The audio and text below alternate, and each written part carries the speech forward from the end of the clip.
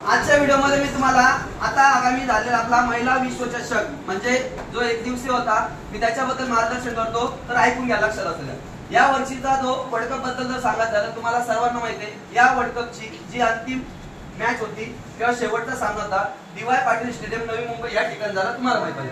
आपल्या भारताने इतिहासामध्ये जवळजवळ जर 47 वर्षानंतर सरळ 47 वर्षानंतर जर बघितलं तर या 47 वर्षानंतर सरळ आपल्या भारताने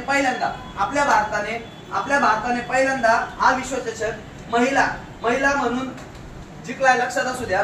कारण 47 वर्षानंतर म्हणजे साधारण जर बघितलं तर या वर्ल्ड कपची सुरुवात जर बघितली 1975 ला झाली, झाली 1975 ला। हा वर्ल्ड कप दर 5 वर्षांनी होतो। काय होतो हा वर्ल्ड कप? दर 5 वर्षांनी घेतला जातो, तुम्हाला माहित पाहिजे। हा वर्ल्ड कप सर्वाधिक वेळ ऑस्ट्रेलिया नावाच्या संघाने जिंकलाय। काय आहे? ऑस्ट्रेलिया नावाच्या संघाने। तर हा वर्ल्ड कप ऑस्ट्रेलिया नावाच्या संघाने तर 7 वेळा जिंकला, सर्वांसाठी 7 वेळा जिंकलाय, लक्षात असू द्या। तर हा 7 वेळा घेतल्यानंतर त्याच्यानंतर जर बघितलं आपल्या भारताने हा पहिल्यांदा घेतला। भारताने कितव्यांदा घेतला? भारताने पहिल्यांदा जिंकला, लक्षात असू द्या। भारताची कर्णधार हरमनप्रीत कौर आहे। कोण आहे? भारताची कर्णधार हरमनप्रीत कौर, जी की सध्या स्थानिक जर पंजाब राज्याचं प्रतिनिधित्व करते, तुम्हाला माहित पाहिजे। आणि आपल्या भारताची उपकर्णधार स्मृती मंथन आहे, जी की आपल्या महाराष्ट्राची आणि सांगली जिल्ह्याची आहे। कोणत्या आहे? आपल्या महाराष्ट्राची आणि कोणत्या? सांगली जिल्ह्याची आहे, लक्षात असू द्या। त्याच्यानंतर या ठिकाणी सांगायचं झालं तर या ठिकाणी सांगायला झालं या वर्षीचा जो वर्ल्ड कप होता मित्रांनो, हा वर्ल्ड कप जो विजेता असणार आहे त्याला 40 कोटी रुपये दिले जाणार असणार, लक्षात असू द्या। आणि या 40 कोटी रुपये आपल्या भारतीय विजेता संघाला देण्यात पण आले, लक्षात असू द्या।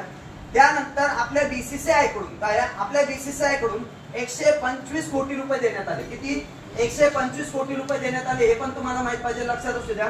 त्याच्यानंतर या वर्ल्ड कप बद्दल जर सांगायचं झालं तर आतापर्यंत आपल्या भारताने एकूण फॉर्मॅट मध्ये जर विचार केला तर भारताने आतापर्यंत 3 वर्ल्ड कप जिंकले, लक्षात असू द्या। म्हणजे 50-50 मध्ये सांगतो। आपल्या भारताने पहिले 1983 ला जी फायनल मॅच लॉर्ड्स म्हणजे सध्याचे इंग्लंड देशाचं स्टेडियम आहे लॉर्ड्स, तिथे 1983 ला ज्यावेळेस कपिल देव आपल्या भारतीय संघाचा कर्णधार होता। सेकंड टर्म जर बघितलं 2011 ला महेंद्रसिंग धोनी कर्णधार असताना तो वर्ल्ड कप जिंकला आपण। आणि सर्वात महत्वाचं आता जो तिसऱ्यांदा वर्ल्ड कप झाला तो भारतामध्येच झाला। कुठे झाला?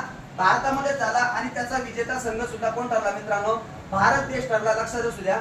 या ठिकाणी जर बघितलं या ठिकाणी फायनल मॅचचे जे समालोचन होतं म्हणजे वर्ल्ड कपचे वितरण जे कोणी केलं होतं तर ते मास्टर ब्लास्टर सचिन तेंडुलकरने केलं होतं। कोणी केलं होतं? मास्टर ब्लास्टर सचिन तेंडुलकरने केलं होतं। मग सचिन तेंडुलकरचं तुम्हाला पुस्तक माहित पाहिजे, प्लेइंग इट माय वे। काय?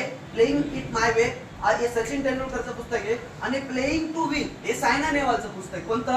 Playing to win. कारण वाचताना तुम्हाला हे दोघी पुस्तकं सारखी वाटतात, लक्षात असू द्या। प्लेइंग इट माय वे म्हणजे मार्ग, लक्षात असू द्या, सचिन तेंडुलकर। आणि प्लेइंग टू विन म्हणजे जिंकणे, हे सायना नेहवालचं, लक्षात असू द्या। त्याच्यानंतर या वर्ल्ड कप नंतर ही वर्ल्ड कपची मॅच झाल्यानंतर तर आगामी काळामध्ये म्हणजे भविष्यामध्ये जर बघितलं तर भविष्यामध्ये म्हणजे आपल्या भारतामध्ये अशा काही कर्णधार होऊन गेला महिला म्हणून। मी 1-2 नावं सांगतो तुम्हाला। मिताली राज आपल्या भारतामध्ये भारतीय महिला संघांकडून सर्वात जास्त धावा बनवणारी प्लेयर कोण आहे? महिला मिताली राज, लक्षात असू द्या। त्याच्यानंतर सर्वात जास्त विकेट घेणारी एक पश्चिम बंगालची प्रसिद्ध एक बॉलर आहे, तर तिचं नाव झुलन गोस्वामी आहे। कोण आहे? झुलन गोस्वामी। या झुलन गोस्वामीला नादिया एक्सप्रेस बोलतात। काय म्हणतात? नादिया एक्सप्रेस बोलतात। मग ज्यावेळेस 2017 ला ज्यावेळेस जर साधारण आपला भारत देश फायनल मध्ये गेला होता, ते फायनल मध्ये गेल्यानंतर भारत देशाला फायनल मध्ये विजेतापद स्वीकारावं लागलं होतं। त्यावेळेस आपल्या भारतीय संघाने त्यावेळेस दुःख व्यक्त केलं होतं। काय केलं होतं? दुःख व्यक्त केलं होतं। पण या वर्षी असं काही घडलं नाही। या वर्षी सरळ मग या फायनल मॅच मध्ये शेवटच्या सामन्यामध्ये सामनावीरचा जो किताब असतो, जो पुरस्कार असतो, तो दीप्ती शर्माला मिळाला। कोणाला मिळाला? दीप्ती शर्माला मिळाला। या दीप्ती शर्माने त्या सामन्यामध्ये 5 विकेट घेतला, तुम्हाला माहित पाहिजे। आणि मॅन ऑफ द सिरीज मिळाले दीप्ती शर्माला। कोणाला? Man of the series Deepti शर्माला मिळाले। आणि जी मॅन ऑफ द मॅच होती ती शेफाली वर्माला मिळाली। कोणाला मिळाली? शेफाली वर्माला मिळाली। हे पण तुम्हाला माहित पाहिजे मित्रांनो, लक्षात असू द्या। परत सांगतो, man of the match Shafali वर्माला मिळाली। आपल्या भारताची एक ओपनर प्लेयर आहे आणि ती प्रसिद्ध स्पिनर सुद्धा, लेग स्पिनर, बरोबर। त्याच्यानंतर जी दीप्ती शर्मा आहे, या दीप्ती शर्माने सर्वात जास्त विकेट घेतली। काय घेतले? सर्वात जास्त विकेट घेतले। म्हणून त्या दीप्ती शर्माला आपल्या म्हणजे त्याचं मॅन ऑफ द सिरीज सुद्धा बक्षीस मिळाले, हे तुम्हाला माहित पाहिजे मित्रांनो, लक्षात असू द्या। त्याच्यानंतर सर्वात महत्वाचं सांगतो काय, सर्वात महत्वाचं हे झाल्यानंतर आता बिहारमध्ये होऊ घातलेल्या निवडणूक आहे. काय होऊ घातलेल्या निवडणूक आहे, या बिहारमध्ये ज्या होऊ घातलेल्या निवडणूक आहे, तर या निवडणुका आता सुरू होणार आहे. या निवडणुकीची रणधुमाळी सुरू झालेली. बिहारमध्ये सध्या नितीश कुमार यांचं सरकार आहे. कोणाचं? नितीश कुमार यांचं सरकार आहे. बिहारमध्ये विधानसभेच्या 243 जागा आहे. किती जागा आहे? 243 जागा आहे. या 243 जागाचा विचार केला तर तिथे ज्या पक्षाला 243 भागिले 2 जर केलं मी, तर साधारण माझ्या माहितीनुसार 143 यायला पाहिजे. किती यायला पाहिजे? 143 च्या आसपास यायला पाहिजे. म्हणजे साधारण बे 1 बे 2 4 बे 1 बे म्हणजे साधारण 122 लोक. किती? 122 लोक ज्या पक्षाचे निवडून येणार त्या पक्षाचा मुख्यमंत्री होणार हे तुम्हाला माहित पाहिजे. लक्षात, याला बहुमत बोलतात. लक्षात. मग बिहारमध्ये निवडणूक होणार, ती 2 टप्प्यात पार पडणार. किती टप्प्यात पार पडणार आहे?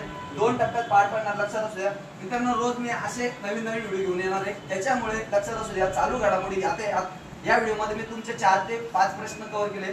म्हणून तुम्ही सातत्य आणि तुमच्या मनामध्ये ज्या तुमच्या मनामध्ये संयमीपणा असेल तो तुम्हाला आता सध्या मैदानामध्ये उतरायचा आहे.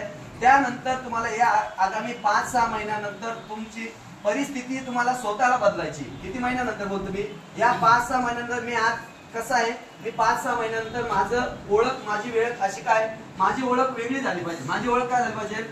वेगळी झाली पाहिजे. आपण गुरुवारी लेक्चरला भेटू. गुरुवारी जे